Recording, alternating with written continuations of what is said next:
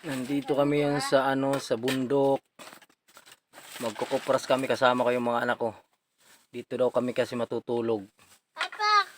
Nagsisipagkainan sila. Yun yung makain sila ng tanghalian.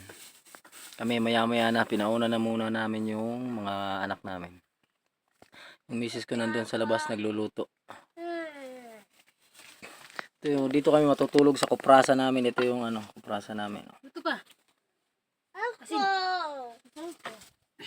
Dito lang kami matutulog mamaya. Uuwi kami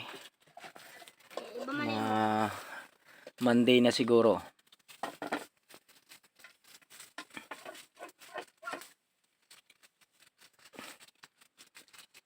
Yung misis ko, si Bugoy.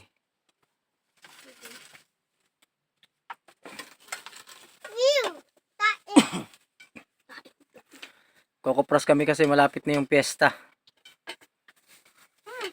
Panghanda. Sa lahat.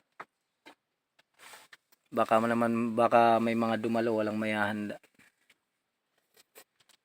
Mabusog na kayo?